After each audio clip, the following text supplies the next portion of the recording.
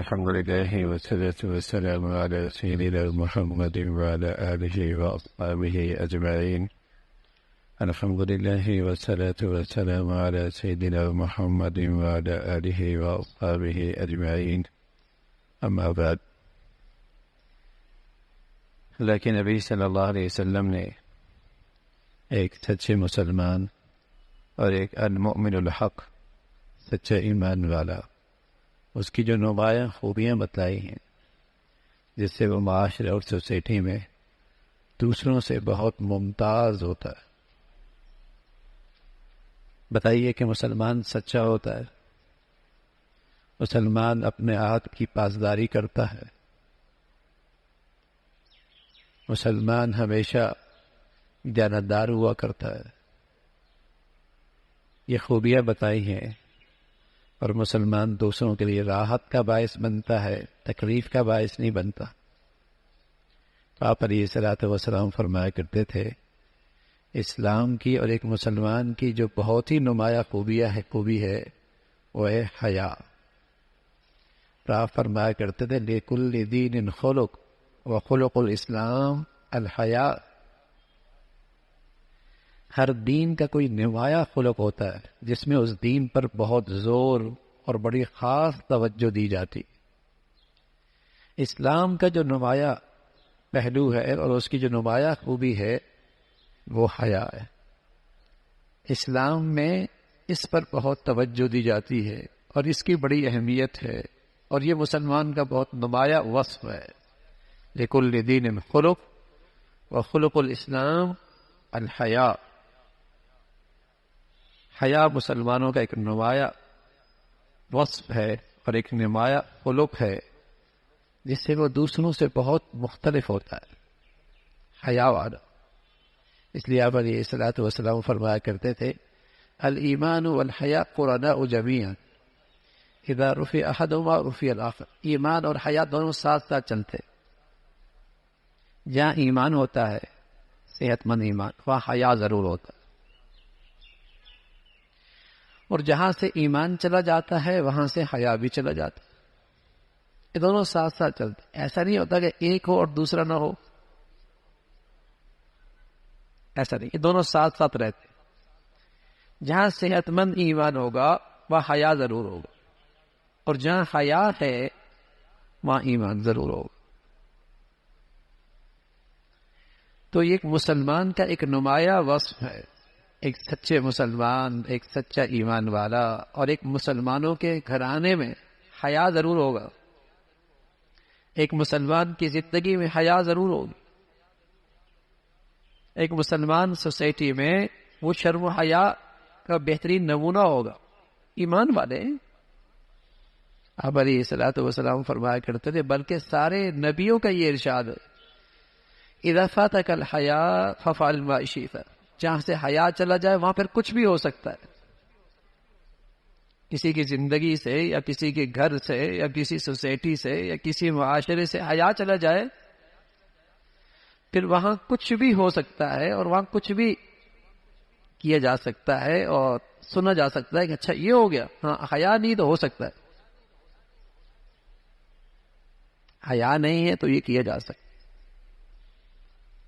اللہ تعالیٰ حفاظت فرمائے، اللہ تعالیٰ حفاظت فرمائے ایسے جو شرمناک واقعات آتے ہیں کہ سکے رشتوں کا بھی لحاظ نہیں رہتا، اور شکے رشتوں کے اندر بھی فاصلہ اور حیا کا نہیں رہتا، جب بے حیائی آتی ہے تو پھر سب کچھ ہوتا ہے۔ پھر یہ سارے شرمناک واقعات سوسائٹی میں پیش آتے، تو ایک سچے مسلمان کی زندگی شرم و حیا پہ ہوتی۔ بے حیائی کی اسلام کے ساتھ کوئی جوڑ نہیں، بے حیائی آتی وہی ہے جہاں سے ایمان چلا جاتا ہے، اسلام جا چکا ہوتا۔ اس لیے آپ علیہ الصلوۃ والسلام فرمایا کرتے تھے الحیاء لا یاتی الا بخیر۔ جہاں حیا آئے گا وہاں بھلائی آئے گی، جہاں حیا آئے گا وہاں خیر آئے گی، جہاں حیا آئے گا وہاں اچھائی آئے گی، جہاں حیا آئے گا وہاں تعمیر ہوگی، جہاں حیا آئے گا وہاں صحت آئے گی، اور جہاں بے حیائی آئے گی وہاں تخریب آئے گی۔ وہاں برائی آئے گی، وہاں بربادی آئے گی، وہاں ہلاکت آئے گی۔ الحیاء لا یاتی الا بخیر، حیا تو خیر لے کے آتا ہے۔ اور فرمایا الحیاء خیر کلو، حیا تو سراپا ہی خیر ہے۔ الحیاء کلہ خیر، اس میں خیر ہی خیر ہے، اس میں کوئی نقصان کی چیز ہی نہیں۔ اس لیے آپ علیہ الصلوۃ والسلام فرمایا کرتے تھے ایمان کے 70 سے زائد درجے ہیں، 70 سے زائد، اور اس کا سب سے پہلا اور سب سے بڑھیا لا الہ الا اللہ، اور سب سے کم تر راستے سے تکلیف دہ چیز کو ہٹانا۔ فرمایا الحیاء شعبۃ من الایمان، لیکن حیا ایمان کا ایک خاص شعبہ ہے۔ 70 بتائے، پہلا بتایا، آخری بتایا، اور پھر اس میں حیا کو پھر نمایاں کیا اللہ کے نبی نے۔ حیا ایمان کا ایک خاص شعبہ ہے۔ حیا بڑی دولت ہے۔ دیکھو نا، اگر بچے کو شرم و حیا ہو تو بس اوقات وہ اپنے باپ اور اپنے بڑوں کے سامنے ناشائستہ حرکت نہیں کرتا، مجھے حیا آتی ہے، سبحان اللہ۔ اور جب یہ نکل جائے تو وہ اپنے بڑوں کے سامنے کیسے بیٹھے گا، اور اپنے بڑوں کے سامنے کیا کر رہا ہوگا۔ تو حیا ایک اندر کی طاقت ہے جو آدمی کو بہت ساری ناشائستہ حرکتوں سے روک دیتی ہے۔ نہیں، والد نہ دیکھے، والدہ کو پتہ نہ لگے، حیا ہے نا اندر ایک۔ لیکن جب آدمی بے حیا ہو جائے، ان کے سامنے بھی کر رہا ہوگا، اور جب پورا گھرانہ ہی حیا سے خالی ہو جائے تو ایک دوسرے کے سامنے کیا کچھ کر رہے ہوں گے، اور جب پوری سوسائٹی شرم و حیا سے خالی ہو جائے کیا حال ہوگا۔ پھر اس انسان نما جانوروں کی زندگی میں کوئی فرق نہیں ہو۔ جانوروں میں حیا نہیں ہوتی، وہ سب کے سامنے کیا کر رہے ہوتے ہیں، اور ان سے کوئی پرواہ نہیں ہوتی کہ دوسرے جانور بھی دیکھ رہے ہیں، ضروری پرواہ نہیں۔ اس لیے آپ علیہ الصلوۃ والسلام فرمایا کرتے تھے قرب قیامت میں ایسا ہوگا کہ کھلے سڑک پہ بے حیائی ہو رہی ہوگی تو گزرنے والا کہے گا بھائی تھوڑا سا کونے پہ ہو جاؤ، اگر یہ گندگی کرنی ہے تو تھوڑے سے کونے پہ، سائڈ پہ ہو جاؤ۔ آج مغرب کا بے حیا معاشرہ، ساری گندگیاں موجود ہیں، بلکہ صرف وہاں گندگیاں نہیں ہے، پوری دنیا میں اس گندگی کو عام بھی کر رہے ہیں۔ پوری دنیا میں اس گندگی کو گھر گھر پہنچا بھی رہے ہیں، تاکہ کہیں ان کے نزدیک تو شرم و حیا جراثیم ہے نا بیماری کے، ان کے ہاں شرم و حیا بیماری کی جراثیم ہے۔ وہ چاہتے ہیں کہ یہ جراثیم کہیں ہمارے معاشرے میں لگنے نہ پائیں، اس لیے وہ بچوں کو شروع سے سوئمنگ کرواتے ہیں، پھر مخلوط ماحول میں پڑھاتے ہیں، پھر یونیورسٹیوں تک اکٹھا رکھتے ہیں، پھر دفتر اور کالج، دفتر میں اور زندگی کے معاملات میں ساتھ بٹھاتے ہیں، تاکہ کہیں یہ بیماری ان میں آ نہ جائے۔ ان کے ہاں تو شرم و حیا بیماری ہے، مسلمانوں کے ہاں شرم و حیا اخلاق ہے، شرم و حیا خلق ہے، ان کیا عیب ہے، ہمارے ہاں تو یہ خوبی ہے۔ اس لیے انگریزی میں آپ کو حیا کا لفظ ملے گا بھی نہیں ملے گا، ٹھیک ہے نا۔ ان کے ہاں تو یہ ہے ہی نہیں نا، حیا کیا ہوتی ہے۔ یہ مسلمانوں کی خوبی ہے، اور ان کے پوری تہذیب بے حیائی پہ کھڑی ہے، اور اس گندگی کو وہ دنیا میں عام کرنا چاہتے ہیں، شرم و حیا نہ رہے۔ اور ہمارا پورا دین حیا پہ کھڑا ہے، ہماری پوری تہذیب، ہماری پوری قدریں، ہمارے پورے اقدار شرم و حیا پہ۔ باپ سے بیٹا حیا کرتا ہے، ماں سے بیٹی حیا کرتی ہے، چھوٹے بڑوں کا لحاظ اور حیا کرتے ہیں، بوڑھوں کا لحاظ اور حیا ہے۔ یہ ہمارے تو ہے ہی پوری تہذیب حیا پہ، حیا، لحاظ، یہ اندر ایک طاقت ہے۔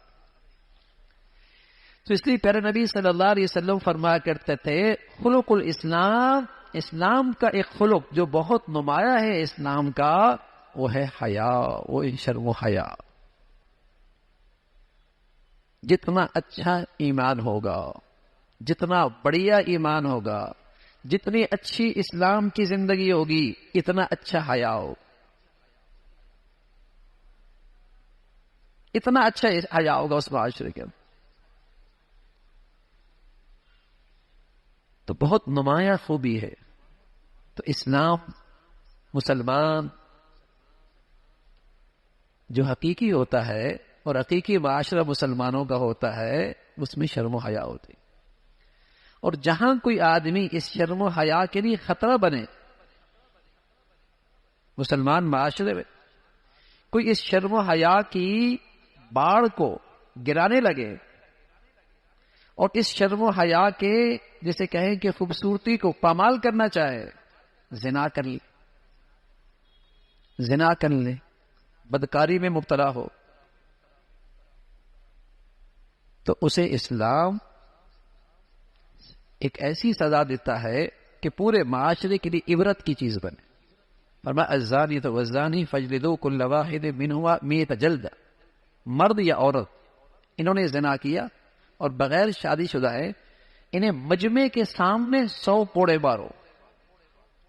الزانیۃ والزانی فاجلدوا کل واحد منہما 100 جلدہ ولا تأخذکم بہما رأفۃ فی دین اللہ ان کنتم تؤمنون. ایمان والے ہو تو یہاں نرمی نہ دکھانا. فَلْيَشْهَدْ عَذَابَهُمَا طَائِفَةٌ مِّنَ الْمُؤْمِنِينَ. بڑا ایمان والوں کو اکٹھا کرو اور ان کے سامنے سزا دو. اچھا، یہ کسی مولوی کا حکم نہیں ہے، یہ انسانوں کا بنایا ہوا کوئی ضابطہ اور قانون نہیں ہے. یہ قانون اور ضابطہ اللہ نے دیا ہے، وحی کے ذریعے آیا ہے، قرآن میں محفوظ ہے، یہ اسلامی حدود میں ہے. کیونکہ یہ شخص مسلمان معاشرے کا جو جوہر ہے، شرم و حیا، یہ اس کے لیے خطرہ بن رہا ہے. اس نے اسے پامال کیا ہے، اسے عبرتناک سزا دو. یہ قابل برداشت نہیں ہے یہ گندگی. اور اگر شادی شدہ ہو اور پھر انہوں نے یہ گندگی اور بدکاری کی، فرمایا پھر پتھریں مار مار کے انہیں سنسار کر دو. پتھر مار مار کے سنسار کر دو. تصور نہیں تھا کہ مسلمانوں میں بے حیائی کھلے عام ہو اور چکلے خانے مسلمان سوسائٹیوں میں اور ملکوں میں تصور نہیں تھا. یہ تو جہاں سے ایمان رخصت ہوتا ہے وہاں لوگ گندگی کے لیے اپنے گھر کرائے پہ دیتے ہیں، وہاں گندگی کے لیے لوگ اپنے جسے کہیں گے چیزیں کرائے پہ دیتے ہیں، وہاں لوگ اس قسم کے گندے کاروبار سے حرام مال کماتے ہیں. مسلمانوں میں یہ نہیں تھا، مسلمانوں میں تو اس کا تصور نہیں. حیا، ایمان دونوں ساتھ ساتھ، دونوں ساتھ ساتھ چلتے ہیں. یہ گندگی اسی معاشرے میں قابل قبول ہوتی ہے اور اسی سوسائٹی کے اندر پھلتے پھولتے نظر آتی ہے جہاں ایمان کی حقیقت جا رہی ہوتی، جہاں اسلام کی روح پر موت طاری ہو چکی ہوتی، وہاں یہ گندی پھلتی پھولتی. تو پیارے رسول صلی اللہ علیہ وسلم نے فرمایا کہ میرا دین جو میں اسلام لے کے آیا ہوں اس کی نمایاں خوبی شرم و حیا ہے. تو ایک سچا مسلمان اور ایک المؤمن الحق، ایک سچا ایمان والا، اس کی جو نمایاں خوبی ہے اس کی زندگی شرم و حیا پہ ہوتی ہے، اور ایک مسلمان گھر کی زندگی شرم و حیا پہ کھڑی ہوتی ہے. ایک مسلمان سوسائٹی کی زندگی شرم و حیا پہ کھڑی ہوتی ہے. نمایاں خوبی ہے. اللہ رب العزت ہمیں بھی اپنی زندگیاں اور اپنے گھروں کی زندگیاں اور اپنے بچے بچیوں کی زندگیاں ایسے ماحول بنانے کی توفیق نصیب فرمائے کہ ان کا یہ جوہر ہمیشہ محفوظ رہے، ان کی یہ خوبی ہمیشہ محفوظ رہے. قرآن میں ایک ہدایت ہے، فرمایا جب بچے چھوٹے ہوں اور ماں باپ کچھ وقت ایسا ہوتا ہے کہ اپنے جسم کے زائد کپڑے اتار دیتے، رات عشاء کے بعد آرام کر رہے ہوتے، یا دوپہر کے وقت اپنے زائد کپڑے اتار دیتے، یا صبح فجر سے پہلے اپنے زائد کپڑے اتار دیتے. تو قرآن میں ہدایت کیا آئی؟ یا ایھا الذین آمنوا لیستأذنکم الذین ملکت ایمانکم والذین لم یبلغوا الحلم منکم 3 مرات من قبل صلاة الفجر وحین تضعون ثیابکم من الظہیرہ ومن بعد صلاۃ العشاء. یہ 3 وقت ایسے ہیں اگر کوئی معصوم بچہ، چھوٹا بچہ اماں ابا کے کمرے میں آئے تو اجازت لے کے آئے. سبحان اللہ. کیوں بھائی؟ اس کی کہیں نظر ایسی حالت پہ نہ پڑے جس سے اس کا شرم و حیا متاثر نہ ہو. اللہ. قرآن کی آیتیں، کئی ساری آیتیں. نماز بھی اتنی تفصیل نہیں ہے. نماز کی قرآن میں تفصیل نہیں ہے کہ 2 رکعتیں پڑھنی ہیں، 4 پڑھنی ہیں، یہ پڑھنا ہے، وہ پڑھنا ہے. زکوٰۃ کی تفصیل نہیں ہے. صرف یہ کہہ دیا نماز پڑھو، یہ کہہ دیا زکوٰۃ دے دو. پیارے نبی صلی اللہ علیہ وسلم نے پھر اس کی خود وضاحت فرمائی کہ نماز کیسے پڑھنی ہے، زکوٰۃ کیسے دینی ہے، روزہ کیسے رکھنا ہے. اللہ کے نبی نے تفصیل بتا دی. لیکن یہ معاملہ ایسا ہے کہ اس کی تفصیل آ رہی ہے کہ چھوٹا بچہ ہے، ابھی بالغ نہیں ہوا، اور ماں باپ ان 3 اوقات میں آدمی اپنے زائد کپڑے اتار دیتا ہے اور وہ کمرے میں جانا چاہتا ہے. پہلے اجازت لے، پھر اندر داخل ہو. معصوم بچہ ہے، اس کے اندر ایک حیا ہے اور اس کے اندر حیا کا جوہر ہے. کہیں وہ چٹکنے نہ پائے، کہیں وہ متاثر نہ ہو. سبحان اللہ. اب دیکھیے ہمارا دین ان چیز کا کتنا لحاظ کرتا ہے اور کتنے اس دولت کی حفاظت کا اہتمام ہے. اللہ تعالیٰ ہمیں اسلام کی صحیح زندگی نصیب فرمائے اور اسلام مسلمانوں کی صحیح تہذیب نصیب فرمائے اور ایمان کی حقیقت اور اس کی نمایاں صفات نصیب فرمائے. اللہم لک الحمد کلو ولک الشکر کلو. اللہم لک الحمد کلو ولک الشکر کلو. اللہم اعنا علی ذکرک و شکرک و حسن عبادتک. اللہم اعنا علی ذکرک و شکرک و حسن عبادتک. نستغفر الله ونتوب إليه. سبحان ربك رب العزة عما يصفون وسلام على المرسلين.